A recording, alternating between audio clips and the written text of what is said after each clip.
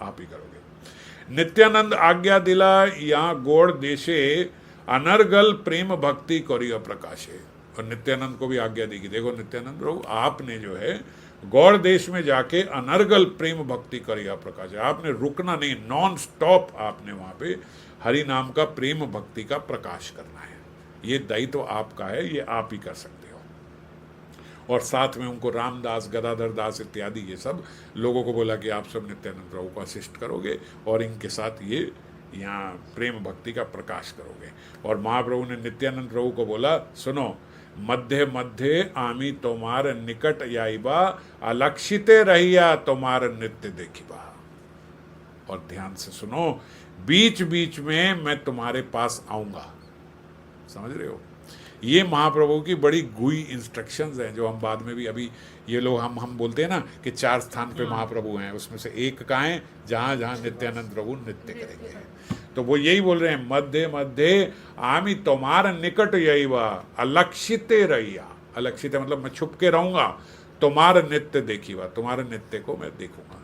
जब जब तुम नृत्य करोगे, संकीर्तन करोगे ऐसे जैसे यहाँ करते थे, तब तब मैं वहाँ तुम्हारे पास आऊँगा, छुप के मैं तुम्हारा वहाँ पे नृत्य देखूंगा। श्रीवास पंडिते प्रभु करिया आलिंगन, कंठे धरी कहे तार मधुर वचन। और श्रीवास पंडित को गले से लगा लिया, गले लगा के श्रीवास पंडित को मधुर वचन बोल रहे हैं, तुम्हार घर कीर्तने आमी नित्य नाचिबा। हे श्रीवास पंडित, तुम्हारे घर तो मैं नित्य आके नित्य करूंगा, रोज आके मैं तुम्हारे घर नृत्य करूंगा। तुम्हार घरे कीर्तने आमी नित्य नाचिबो। क्योंकि श्रीवास पंडित रोज संकीर्तन करते ही हैं। श्रीमन महाप्रभु के भी आने से पहले श्रीवास पंडित रोज संकीर्तन करते थे। तो वो बोल रहे हैं इसलिए तुम्हार घरे कीर्तने आमी, इनको ये बोलने की जरूरत नहीं है जब जब तुम कीर्तन करोगे मैं तब तब आऊंगा। उनको बोल रहे मैं रोज आऊंगा, क्योंकि उन्हें पता है श्रीवास पंडित रोज कीर्तन करते ही हैं। तुम ही देखा पावे आर किहा न देखी बा। श्रीवास पंडित को बोल रहे केवल तुम देख पाओगे और कोई नहीं देख पाएगा, तुम देख पाओगे। ये उन्होंने श्रीवास पंडित को पावर दे दी कि मैं रोज आऊंगा श्रीवास आंगन में, रोज नृत्य करूंगा। 4 स्थान पे इसलिए बोलते हैं श्रीमन महाप्रभु हमेशा रहते। 2 अभी हो गए, कौन से, एक जहां नित्यानंद प्रभु नृत्य करेंगे और एक श्रीवास आंगन में। श्रीवास आंगन में नित्य प्रभु रोज आते आज भी, इसीलिए श्रीवास आंगन एक बहुत ही बहुमूल्य स्थान है हम गौड़िया वैष्णवों के लिए। वहाँ पे जाके भक्त लोटपोट हो जाते हैं, क्योंकि महाप्रभु के चरणों की रज हम पे लग जाए। आज भी श्रीवास आंगन में रोज श्रीमन महाप्रभु आते हैं, ये उनकी प्रतिज्ञा है। तो रोज वो बोल रहे हैं श्रीवास पंडित को आप देख पाओगे और कोई नहीं देख पाएगा, मैं रोज वहाँ आऊँगा। एई वस्त्र माता के दिहा, एई सब प्रसाद, दंडवत कोरिया अमार, क्षमा ही अपराध। और एक उनको वस्त्र दिया श्रीवास पंडित को, ए वस्त्र माता के दिया। ये वस्त्र जाके जगन्नाथ जी का प्रसादी जो वो लेके आए थे प्रतापगढ़ में, ये जगन्नाथ जी का प्रसादी जो है आप ये माता को देना, और दंडवत करके मेरी तरफ से क्षमा अपराध, मेरे जो अपराध हैं उनके लिए उनसे क्षमा मांगना। तार सेवा छाड़ी अमी कारियाची सन्यास, धर्म नाहे करी आमी निज धर्म नाश। हे माता, मैंने आपकी सेवा को छोड़ के जो सन्यास ले लिया, ये मैंने कोई धर्म का कार्य नहीं किया है, मैंने असल में अपने धर्म का नाश किया है। ये श्रीमन महाप्रभु अपने माता के प्रेम में ऐसा बोल रहे हैं। वातुल बालकेर माता नहीं लय दोष, यही जानी माता मोरे ना करे रोष। जो पागल बच्चा होता है ना, वातुल मतलब पागल, जो पगला है, ऐसे बच्चे के लिए माता कोई दोष नहीं करती, ऐसे बच्चे पे माता गुस्सा नहीं करती। पागलपन में जब कोई बच्चा कार्य कर जाए तो माता उसको समझाती है, उस पर गुस्सा नहीं करती। यही जानी माता ना करे रोष, यही मेरे पागलपन को जान के कि मैं तो पगला हूँ, ऐसा जान के मेरी माँ मेरे पे गुस्सा नहीं करती, ये मैं जानता हूँ। नीलाचले आछो मुई तार आज्ञा ते, मध्य मध्य आशिमु तार चरण देखिते।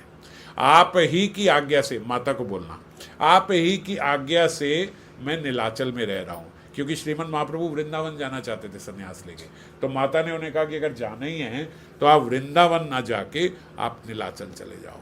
क्यों? क्योंकि वो नवद्वीप के पास है, तो मुझे आपकी खबर मिलती रहेगी भक्तों से। वृंदावन वहाँ से दूर है, हमारे यहाँ से पास है, वो दूर है, लेकिन वहाँ से नवद्वीप से जगन्नाथपुरी नीलाचल पास है, इसीलिए माता ने बोला कि आप वहाँ न जाके वहाँ चले जाओ संन्यास लेके, और ताकि मुझे आपका बीच बीच में खबर मिलती रहे। तो वो बोल रहे हैं नीलाचल आछो मुई तहार आज्ञा थे, आपकी आज्ञा से माता मैं नीलाचल आ गया हूँ, पर मध्य मध्य आशी मुँह तार चरण देखी थे, पर बीच बीच में मैं आपके चरणों के दर्शन करने वहाँ भी आता हूँ।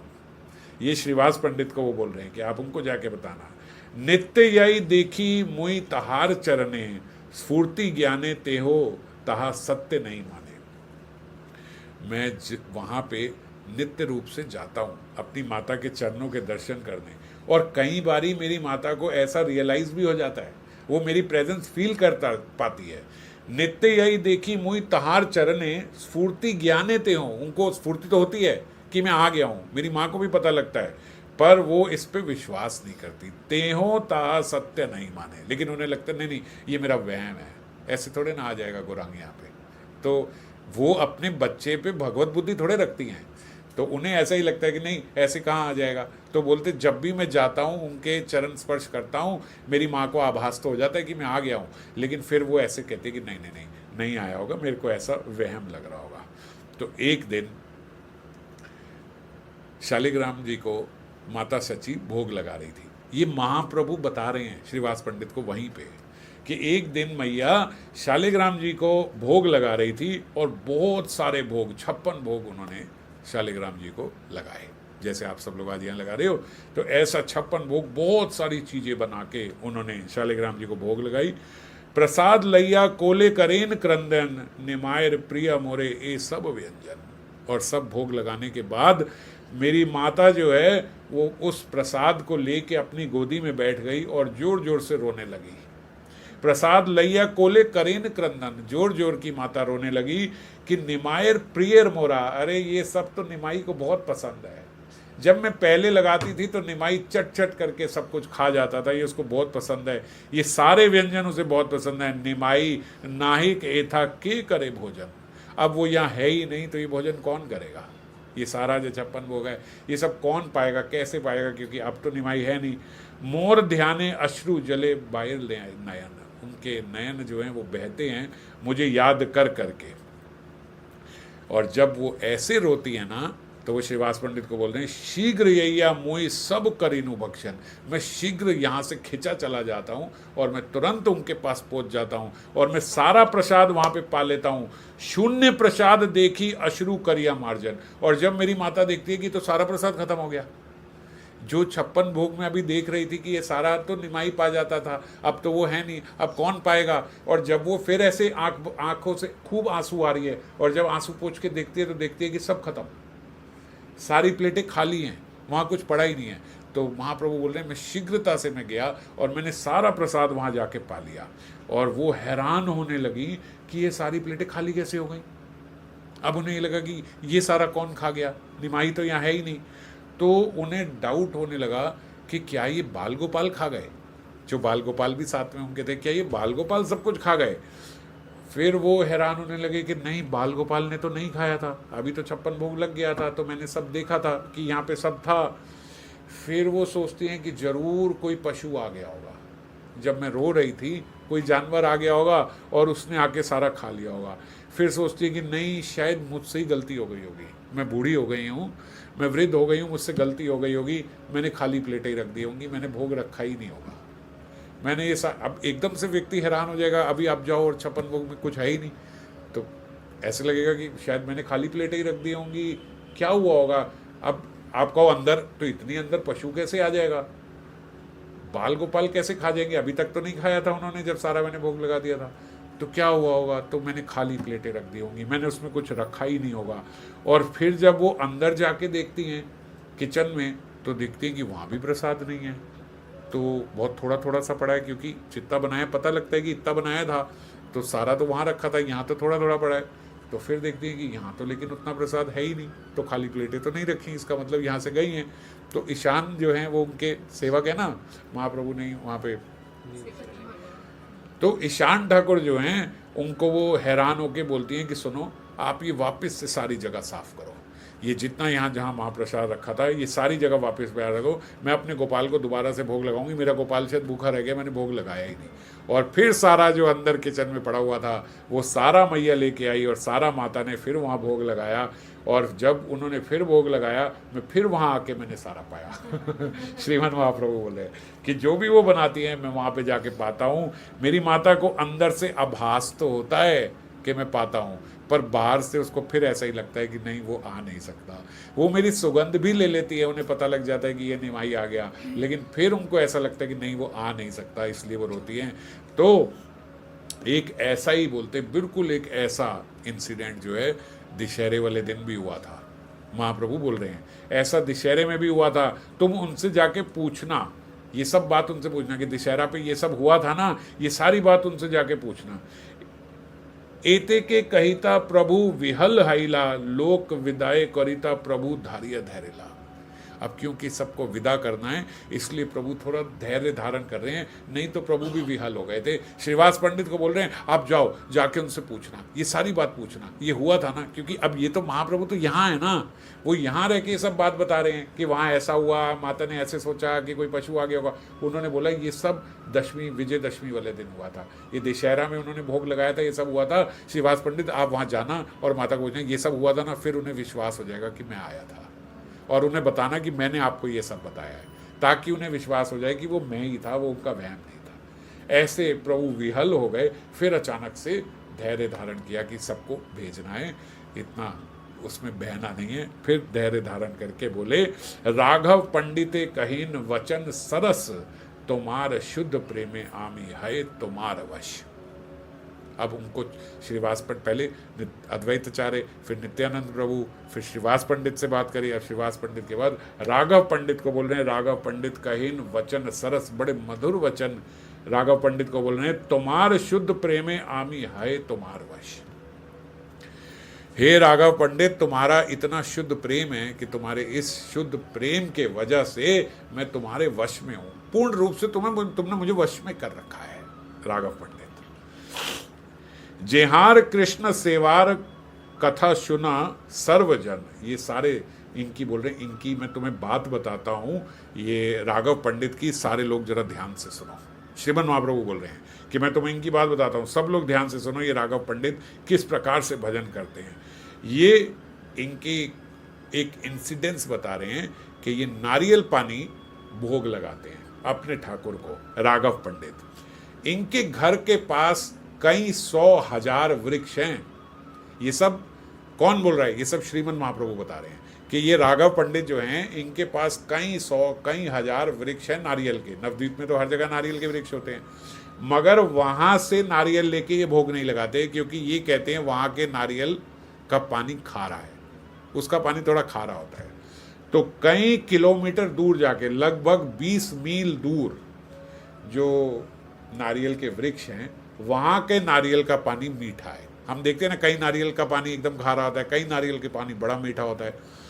तो 20 मील तक कैसे पता लगा? उन्होंने सारा चेक करके उन्होंने देखा हुआ है कि वो 20 मील दूर जो वृक्ष हैं उनका पानी मीठा है। तो बोलते अपने घर के पास जो वृक्ष हैं वहाँ से वो नारियल पानी नहीं लेते ये राघव पंडित, 20 मील दूर जाते हैं रोज। ये रोज नारियल पानी भोग लगाते हैं ठाकुर को, और रोज 20 मील जाते हैं, वहाँ से नारियल पानी लेके आते हैं। वहाँ से नारियल को थोड़ा सा ऊपर से कटवा के जैसे हम लाते हैं वो लेके आते हैं, फिर उसको अपने घर आके ठंडे पानी में डालते हैं, ताकि जो नारियल पानी पिए वो ठंडा हो, वो ऐसा नहीं हो कि वो गर्म हो, वो ताज़ा हो। तो बहुत अच्छे से ठंडा पानी करके उस ठंडे पानी में नारियल को डालते हैं, 5-7 नारियल रोज उसमें डालते हैं। उनको ठंडा करने के बाद फिर उसको भोग लगाते हैं, फिर उस नारियल को और थोड़ा छील के उसका पानी छेक करके, जैसे हम लोग करते हैं ना छेक करके, वैसे ही भगवान श्री कृष्ण को भोग लगाते हैं। और जब भगवान को ये उसमें से भोग लगाते हैं तो जो नारियल बचता है उस नारियल के अंदर फिर पानी नहीं होता, वो सारा पानी नारियल का ठाकुर जी पी जाते हैं। साक्षात बोलते हरि रुक नहीं पाते इनके घर में।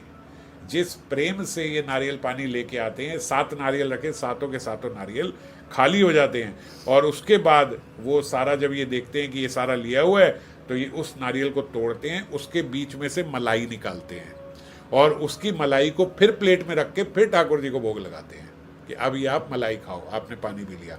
और फिर बोलते वो सारी प्लेटें भी खाली हो जाती हैं, वो सारी मलाई भी ठाकुर जी खा लेते हैं। और कभी कभी भगवान कृपावश बोलते इनके लिए 1-2 प्लेट में थोड़ी सी छोड़ देते हैं, तब राघव पंडित बड़े खुश होते हैं कि आज भगवान ने मेरे लिए थोड़ी सी छोड़ दिया। समझ रहे हो भोग लगाने का तरीका? पहले भोग लगाते पानी, फिर जब देखते पानी खत्म हो गया फिर वो छील के उसकी मलाई निकाल के फिर दोबारा मलाई भगवान को भोग लगाते हैं।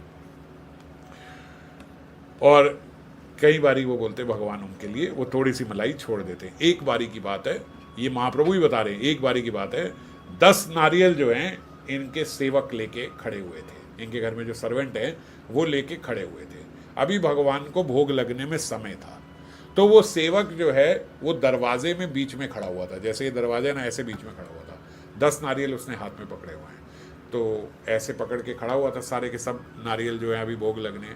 तो जब उसने देखा कि अभी बहुत समय लग रहा है, थोड़ा सा थक के, जैसे एक हाथ आदमी का थक जाता है तो सारे एक हाथ में पकड़ के एक हाथ उन्होंने ऐसे ऊपर रख दिया दरवाजे पे, ऐसे ऊपर। फिर उस हाथ से नारियल पकड़ के फिर दूसरा हाथ ऐसे कर लिया कि भाई इतना भारी थका हुआ।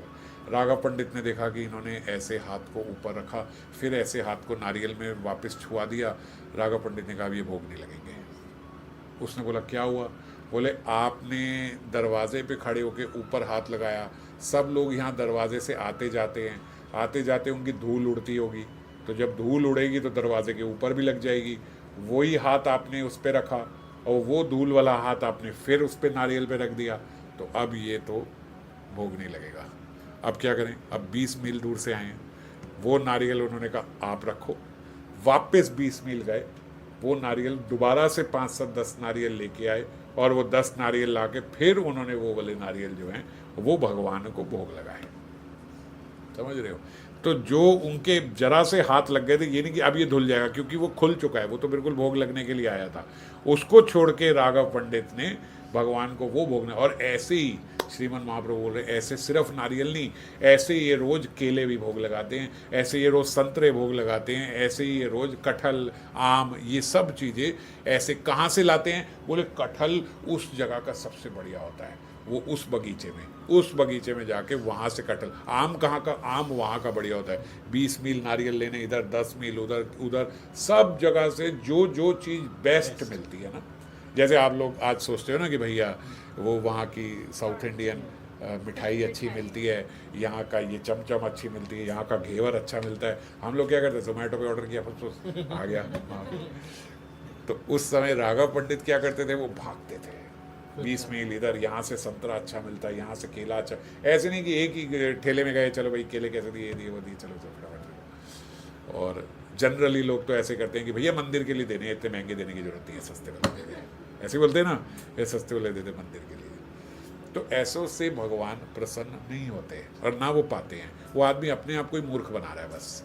और जितनी श्रद्धा जिसकी होती है उसकी उतनी श्रद्धा के हिसाब से भगवान भी रेसिप्रोकेट करते हैं। इस हिसाब से वो फल भोग लगाते थे कि उनका फल ही खाने को भगवान बोलते।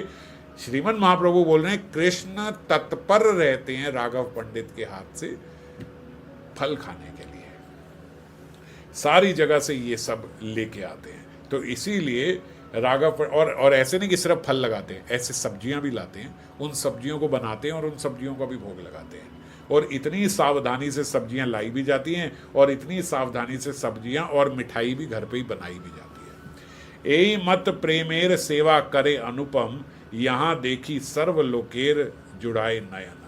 ऐसी इनकी अनुपम सेवा की मतलब जिसकी कोई उपमा नहीं है, ऐसी इनकी सेवा की कोई उपमा नहीं है जैसी राघव पंडित सेवा करते हैं। इसीलिए भगवान इनके घर आके पाते हैं। सब लोग हैरान हो गए देख के कि किस प्रकार राघव पंडित, हम तो जानते ही नहीं थे कि राघव पंडित ऐसे छुपे हुए हैं, बताते थोड़ी थे किसी को कि मैं ऐसे ऐसे करता हूँ। हम लोग तो ऐसे कहीं जाएंगे तो पता है, मेरे को पता लगा वहाँ से है, मैं वहाँ जाके भगवान के लिए लेके आया हूँ ये ऐसे बोलेंगे कि नहीं बोलेंगे? मेरे को पता लगा कि उधर अच्छे फूल मिल रहे हैं, मैं स्पेशल वहाँ गया हूँ मंडी, वहाँ मुझे पता है ये वाली शॉप है, मैं वहाँ से जाके फूल लेके आया हूँ इनके लिए। लेकिन राघव पंडित किसी को कुछ नहीं। आज इसीलिए तो महाप्रभु बोल रहे हैं, जब भक्त नहीं बोलता है तो भगवान बोलते हैं। यहाँ भगवान को जरूरत ही नहीं है बोलने की, भक्त जो करता है उससे कहीं ज़्यादा बोल जाता है राघव पंडित के लिए श्रीमन महाप्रभु सबको इसीलिए बता रहे हैं कि ये ऐसे हैं। एतावली राघवेर कैला आलिंगने, और ये बोलने के बाद प्रेमवश श्रीमन महाप्रभु ने राघव पंडित को गले लगा